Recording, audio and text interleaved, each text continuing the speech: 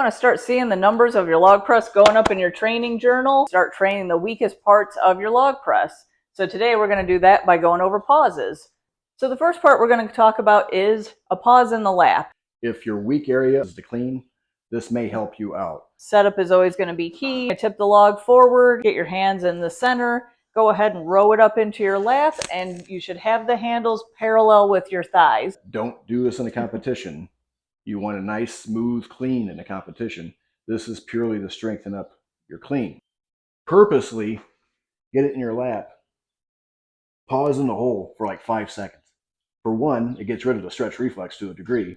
And second, it teaches you to not panic if you don't sit up correctly at a contest, because things happen. You'll have that confidence and you'll have that starting strength in the clean to go ahead and continue with the lift. The second pause we're going to talk about is going to be in the racked position. And note, these are all separate exercises. You don't have to pause at every single thing when you're doing in training. You're going to want to pick the one or the few that you need to work on. So for both of us, this is actually the one that we want to work on. Now for me personally, the reason is that when I get the log up here, it's in my face, I kind of freak out a little bit. By me training the pause here in the rack position, I can get my brain used to the idea that I'm going to be okay. If I have to get my feet settled, if I have to get my elbows settled, I can take a couple seconds to do that. And you'll know that you won't die. Yes. My issue is breathing. So I've always had this issue from the earliest days of the sport. If I ever had anything on my chest, I couldn't breathe properly. I couldn't retain my structural integrity. I would, for me, prescribe like shallow breathing just to get used to that position. In any contest, things may not go the way it's planned. And so you might get it into the rack position and might feel a little off. You won't panic and rush the press and then possibly miss the lift. So when you're doing a pause in the rack position, it's just going to look something like this. Good rule of thumb for any of the pauses that we're prescribing today, 5 seconds. 3 to 5 seconds. Usually if you count to 5, it's like a 2.5 second thing. As long as it's a pause, it'll help.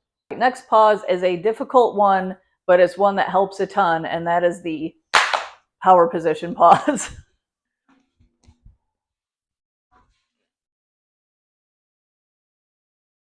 The power position, it's not like a full squat. You don't want to go to full squat.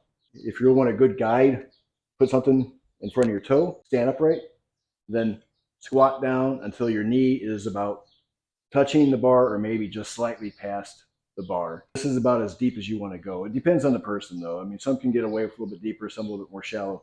But generally speaking, this angle here is what you're striving for. If you strengthen this position, it helps like 80% of all the events in strongman. It's crazy. And you don't see that many people actually strengthening this position. Word of caution though, when you're doing a pause, you will be surprised at how difficult it can be. I've done this with front squats, and I've just used like 135. I figured, okay, I'll just kind of segue into it very slowly, and I'll get in there and I'll get in this position here. Man, you just start to shake within like a second. So build up to it slowly. Kind of along those same lines, but an even harder way to do it would be to do the recovery portion if you're doing like a split jerk or a power jerk. It's something that you don't see too often because it's hard. However, it does pay dividends. What we're talking about is, say if you're in a power jerk or a split jerk, and you dip down and you push up and you catch. You pause in this position here, and I'll go ahead and I'll demonstrate it. For the power jerk, you come in, boom. So what you're doing is you're pausing with the log overhead in the catch position, in the recovery position here. So you're basically strengthening this power position with the log overhead. So you may ask, well, why should I pause in the catch position? Like, you want a stronger catch position. The reason for that is as the weight increases, any mistake that you make will get magnified tenfold. So by strengthening that catch position, for one, it builds confidence with weight overhead, and two, you'll have the strength to be able to control that weight once it's overhead in that catch position and not have to be dancing around as much. That brings us to our last pause, and that's going to be your overhead pause. The overhead pause is very crucial. So I've seen it over the years where people go in and they'll press, doesn't matter, log, axle, bar, and they'll do bodybuilding reps, like half reps. Don't do that. You're going to think you did 20 reps and Yeah. they're going to give you a big zero. Big goose egg. So with every rep, and I highly suggest this with all of our athletes, is to pause at the top. It doesn't have to be a 5-second pause, but like a pause at the top on every rep, regardless if it's warm up or your max. You can get away with that during some of your work sets, and then on your last rep or two, I want to see a nice hold at the top, and I'll go ahead and I'll demonstrate. You want to clean it, press it. You don't want to do this, where the arms aren't fully extended at all. You don't want that. You want a nice clean 1, 2, etc. You don't want to waste any energy at the contest. Been to a number of meets, judged at nationals before. Actually had a guy walk off on me at nationals because of this, but he wouldn't lock out. Don't let that happen to you. Don't build bad habits with it. If you've got a shoulder problem and you can't do a full lockout, talk to your judge about it. That's a good point too.